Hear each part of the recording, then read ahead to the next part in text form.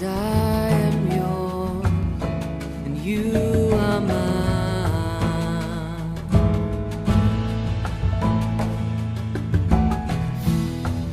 'Cause I am yours, you are mine. You are mine.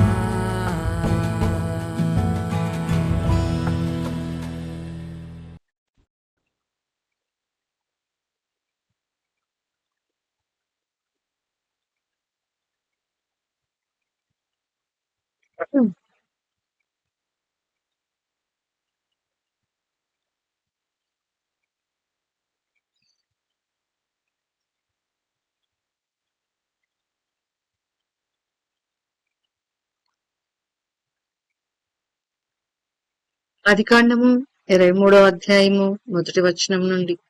Sarah జీవించిన కాలము అనగా శారా బ్రతికిన ఏండ్లు 127. శారా కనాను దేశమందలి హెబ్రోనను కిరియతర్బాలో మృతి పొందెను.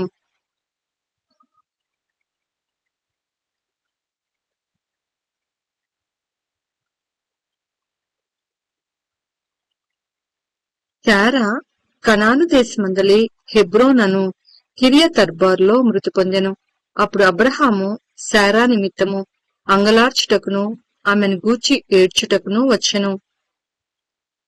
తరువాత అబ్రహాము మృతి పొందిన తన భార్య ఎదుట నుండి లేచి హేతు కుమారులను చూచి, మీ మధ్య నేను పరదేశినిగాను పరవాసినిగాను ఉన్నాను. మృతి పొందిన నా భార్య నా కన్నుల ఎదుట ఉండకుండా ఆమెను పాతిపెట్టుటకు మీ తావున నాకొక శ్మశాన భూమిని స్వాస్థ్యముగా ఇయుడని అడగగా, హేతు కుమారులు, అయ్యా, మా మాట వినుము. నీవు మా మధ్యను మహారాజువై ఉన్నావు. మా శ్మశాన భూములలో అతి శ్రేష్టమైన దానియందు మృతి పొందిన నీ భార్యను పాతిపెట్టుము. నీవు మృతి పొందిన నీ భార్యను పాతిపెట్టునట్లు మాలో తన శ్మశాన భూమి ఇయ్యనొల్లని వాడు ఎవడనూ లేడని అబ్రహాము ఉత్తరమిచ్చిరి. అప్పుడు అబ్రహాము లేచి ఆ దేశపు ప్రజలైన హేతు కుమారులకు సాగిలపడి, మృతి పొందిన నా భార్యను నా ఎదుట ఉండకుండా నేను పాతిపెట్టుట మీకిష్టమైతే నా మాట వినుడి. సోహరు కుమారుడైన ఎఫ్రోను తన పొలము చివరను తనకు కలిగియున్న మక్పేలా గుహను నాకిచ్చినట్లు నా పక్షముగా అతనితో మనవి చేయుడి. మీ మధ్యను శ్మశాన భూమిగా నుండుటకు నిండు వెలకు అతడు దానిని నాకు స్వాస్థ్యముగా ఇవ్వలనని వారితో చెప్పెను. అప్పుడు ఎఫ్రోను హేతు కుమారుల మధ్యను కూర్చుండి ఉండెను. హిత్తీయుడైన ఎఫ్రోను తన ఊరి గవిని ప్రవేశించి వారందరి ఎదుట హేతు కుమారులకు వినబడినట్లు అబ్రహాముతో చెప్పిన ప్రత్యుత్తరమేమనగా, అయ్యా, అట్లు కాదు, నా మనవి నాలకించుము. ఆ పొలమును నీకిచ్చుచున్నాను, దానిలోనున్న గుహను నీకిచ్చుచున్నాను, నా ప్రజల ఎదుట అది నీకిచ్చుచున్నాను. మృతి పొందిన నీ భార్యను పాతిపెట్టుమనెను. అప్పుడు అబ్రహాము ఆ దేశపు ప్రజల ఎదుట సాగిలపడి, సరే కాని నా మనవి ఆలకించుము. ఆ పొలమునకు వెల ఇచ్చెదను. అది నా యొద్ద పుచ్చుకొనిన ఎడల మృతి పొందిన నా భార్యను పాతిపెట్టెదనని ఆ దేశ ప్రజలకు వినబడినట్లు ఎఫ్రోనుతో చెప్పెను. అందుకు ఎఫ్రోను, అయ్యా, నా మాట వినుము. ఆ భూమి 400 తులముల వెండి చేయును. నాకు నీకు అది ఎంత? మృతి పొందిన నీ భార్యను పాతిపెట్టుమని అబ్రహామును ఉత్తరమిచ్చెను. అబ్రహాము ఎఫ్రోను మాట వినెను. కాబట్టి హేతు కుమారులకు వినబడినట్లు ఎఫ్రోను చెప్పిన వెల అనగా వర్తకులలో చెల్లు 400 తులముల వెండి అబ్రహాము తూచి అతనికిచ్చెను. అలాగున మమ్రే ఎదుటనున్న మప్కేలా ఎందలి ఎఫ్రోను పొలము అనగా ఆ పొలమును దాని అందలి గుహయు దాని పొలిమేర అంతటిలోనున్న ఆ పొలము చెట్లన్నీయు అతని ఊరి గవిని ప్రవేశించు వారందరిలో హేతు కుమారుల ఎదుట అబ్రహామునకు స్వాస్థ్యముగా స్థిరపరచబడెను. ఆ తరువాత అబ్రహాము కనాను దేశంలో హెబ్రోనును మమ్రే ఎదుటనున్న మప్కేలా పొలము గుహలో తన భార్య అయిన శారాను పాతిపెట్టెను. ఆ పొలమును దానిలోనున్న గుహయు హేతు కుమారుల వలన శ్మశానము కొరకు అబ్రహామునకు స్వాస్థ్యముగా స్థిరపరచబడెను.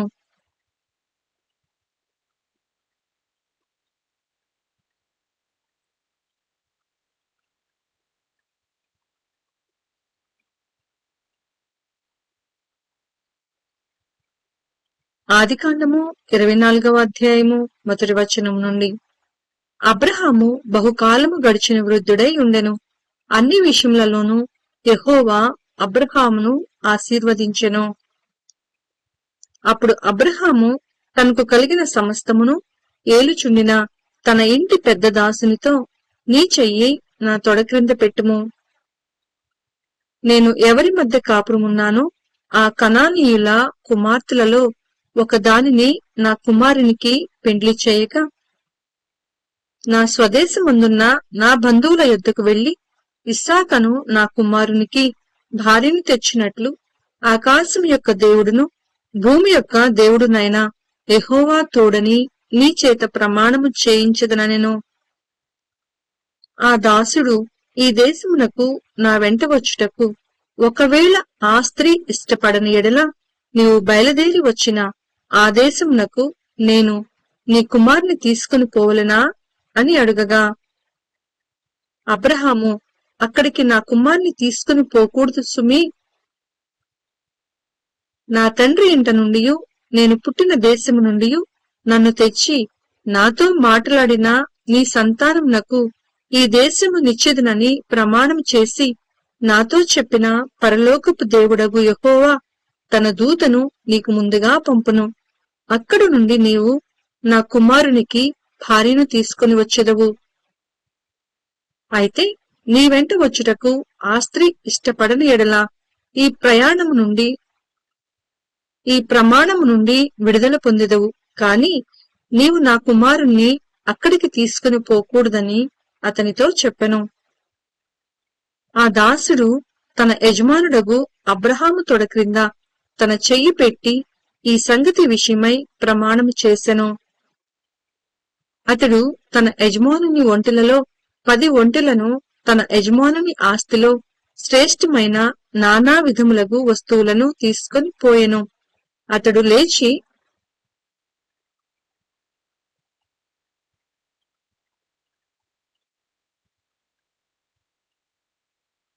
అరమ్నా హరాయిములోనున్న నాహోరు పట్టణము చేరి, సాయంకాలమందు స్త్రీలు నీళ్లు చేదుకొనవచ్చు వేళకు ఆ ఊరి బయటనున్న నీళ్లబావి యొద్ద తన ఒంటెలను మోకరింపచేసి ఇట్లనెను, నా యజమానుడగు అబ్రహాము దేవుడవైన యెహోవా, నేను వచ్చిన కార్యమును త్వరలో సఫలము చేసి నా యజమానుడగు అబ్రహాము మీద అనుగ్రహము చూపుము. చిత్తగించుము, నేను ఈ నీళ్ల ఊట యొద్ద నిల్చుచున్నాను. ఈ ఊరి వారి పిల్లలు నీళ్లు చేదుకొనుటకు వచ్చుచున్నారు.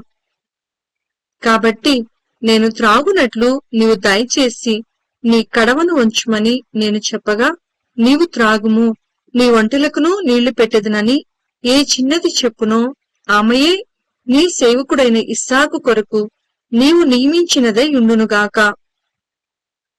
అందువలన నీవు నా యజమానుని మీద అనుగ్రహము చూపితువని తెలుసుకుందు అనెను. అతడు మాటలాడుట చాలింపక ముందే అబ్రహాము సహోదరుడైన నాహోరు భార్యయగు మిల్కా కుమారుడైన బెతూయేలుకు పుట్టిన రెబ్కా కడవ భుజము మీద పెట్టుకుని వచ్చెను. ఆ చిన్నది మిక్కిలి చక్కనిది. ఆమె కన్యక. ఏ పురుషుడును ఆమెను కూడలేదు. ఆమె ఆ బావిలోనికి దిగిపోయి కడవను నీళ్లతో నింపుకొని ఎక్కిరాగా, ఆ సేవకుడు ఆమెను ఎదుర్కొనుటకు పరిగెత్తి, నీ కడవలో నీళ్లు కొంచెము దయచేసి నన్ను త్రాగనిమ్మని అడిగెను. అందుకామె అయ్యా త్రాగుమని చెప్పి త్వరగా తన కడవను చేతి మీదికి దించుకొని అతనికి దాహమిచ్చెను. మరియు ఆమె అతనికి దాహమిచ్చిన తరువాత నీ ఒంటెలు త్రాగుమట్టుకు వాటికిని నీళ్లు చేయుపు, వాటికిని నీళ్లు చేది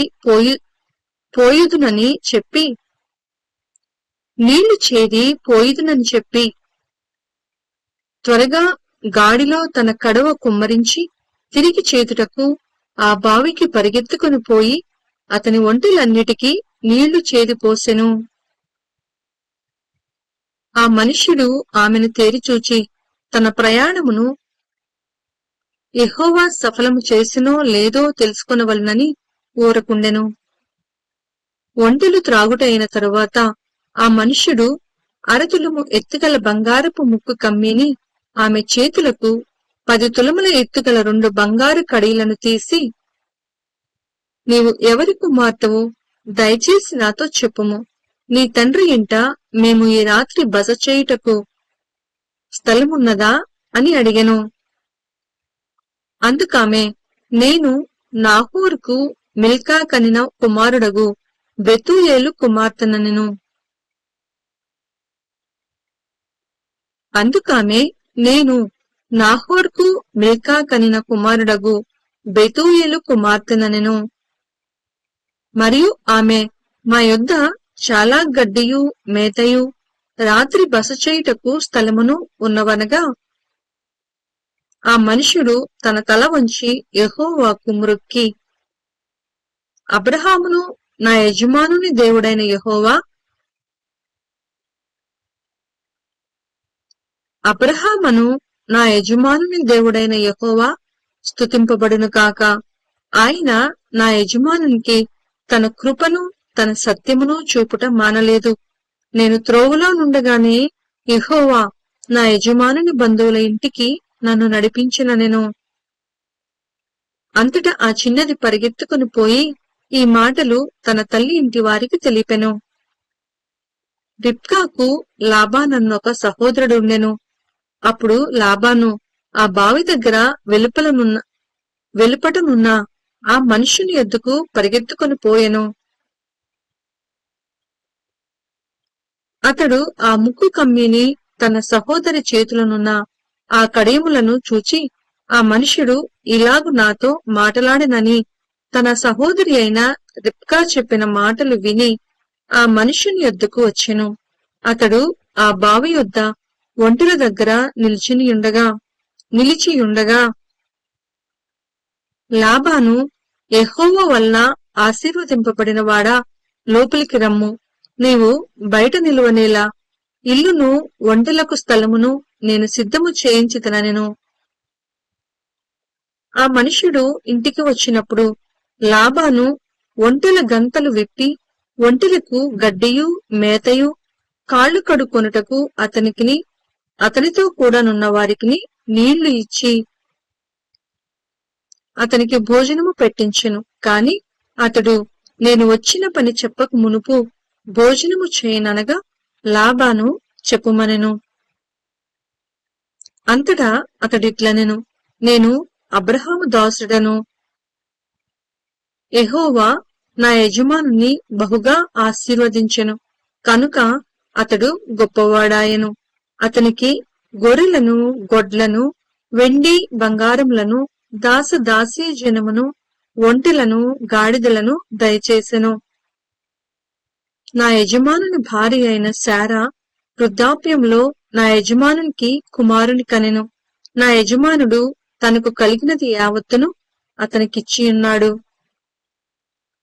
మరియు నా యజమానుడు నాతో, నేను ఎవరి దేశమందు నివసించుచున్నానో ఆ కనానీయుల పిల్లలలో ఒక పిల్లను నా కుమారునికి పెండ్లి చేయవద్దు. అయితే నా తండ్రి ఇంటికిని నా వంశస్థుల యొద్దకును వెళ్లి నా కుమారునికి పెండ్లి చేయుటకు ఒక పిల్లను తీసుకొని రావలెనని నా చేత ప్రమాణము చేయించెను. అప్పుడు నేను నా యజమానితో, ఆ స్త్రీ నా వెంట రాదేమో అని చెప్పినందుకు అతడు ఎవరి సన్నిధిలో నేను జీవించుచున్నానో ఆ యెహోవా నీతో కూడా తన దూతను పంపి నీ ప్రయాణము సఫలము చేయము. కనుక నీవు నా వంశస్థులలో నా తండ్రి ఇంట నుండి నా కుమారునికి భార్యను తీసుకుని వచ్చెదవు. నీవు నా వంశస్థుల యొద్దకు వెళ్ళితివా? ఈ ప్రమాణము విషయంలో ఇక నీకు బాధ్యత ఉండదు. వారు ఆమెను ఇయ్యని ఎడల కూడా ఈ ప్రమాణము విషయంలో నీకు బాధ్యత ఉండదని చెప్పెను. నేను నేడు ఆ బావి యొద్దకు వచ్చి అబ్రహామును, నా యజమానుని దేవుడవైన యెహోవా, నా ప్రయాణమును నీవు సఫలము చేసిన ఎడల నేను ఈ నీళ్ల బావి యొద్ద నిలిచియుండగా నీళ్లు చేదుకొనుటకు వచ్చిన చిన్నదానితో నీవు దయచేసి నీ కడవలో నీళ్లు కొంచెము నన్ను త్రాగనిమ్మని చెప్పునప్పుడు నీవు త్రాగుము, నీ ఒంటెలకును చేదిపోయిదనని ఎవతే చెప్పినో ఆమెయే నా యజమానుని కుమారునికి యెహోవా నియమించిన పిల్లయ్య ఉండును కాక అని మనవి చేసుకుంటేనే. నేను నా హృదయంలో అట్లు అనుకొనుట చాలింపక ముందే రిబ్కా భుజము మీద తన కడవను పెట్టుకొని వచ్చి ఆ బావిలోనికి దిగిపోయి నీళ్లు చేదుకొని వచ్చెను.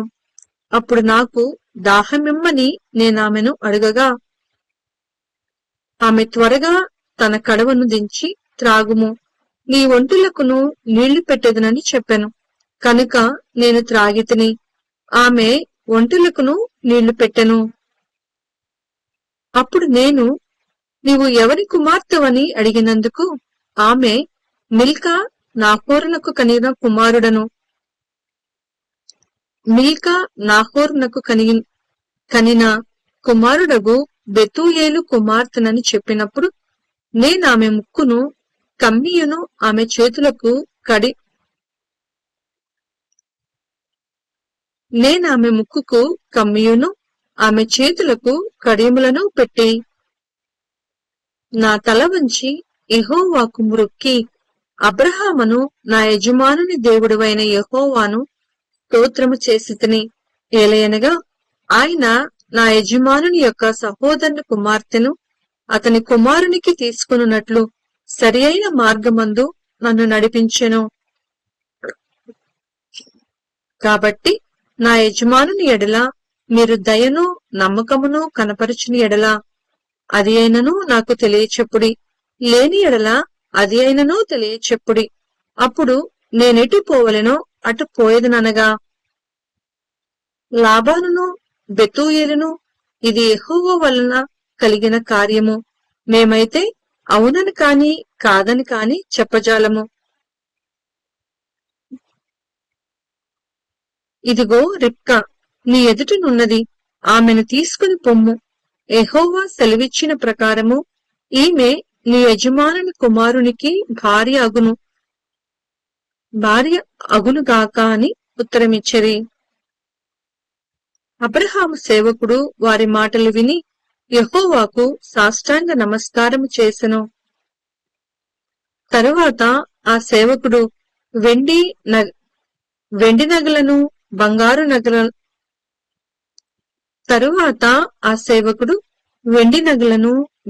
నగలను వస్త్రములను తీసి రిబ్కాకు ఇచ్చెను.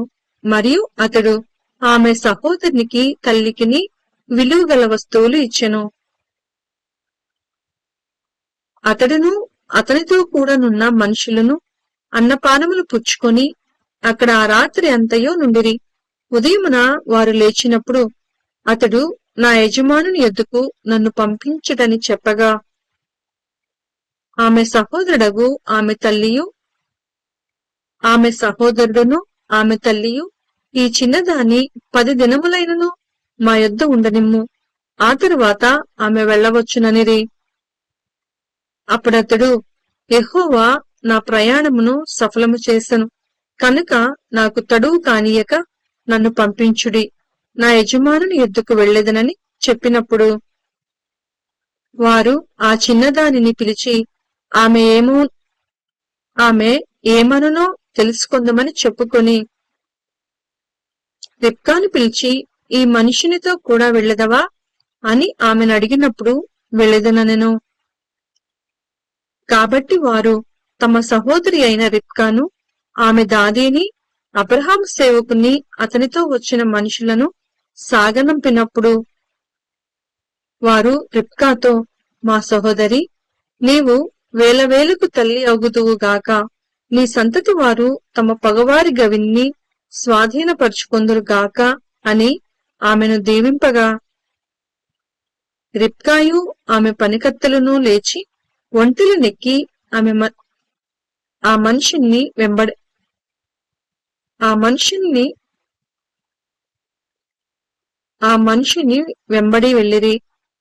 ఆ మనిషిని వెంబడి వెళ్ళిరి.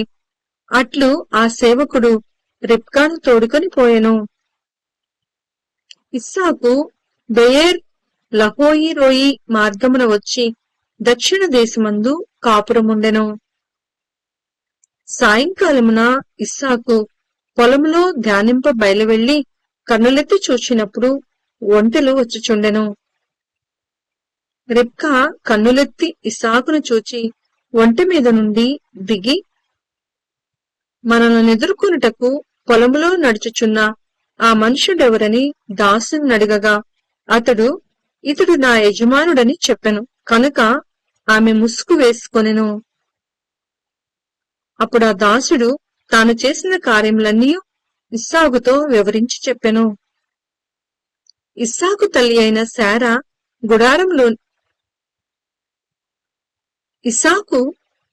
అయిన శారా గుడారంలోనికి ఆమెను తీసుకుని పోయెను. అట్లు అతడు రిబ్కాను పరిగ్రహింపగా ఆమె అతనికి భార్య ఆయెను. అతడు ఆమెను ప్రేమించెను. అప్పుడు ఇస్సాకు తన తల్లి విషయమై దుఃఖ నివారణ పొందెను.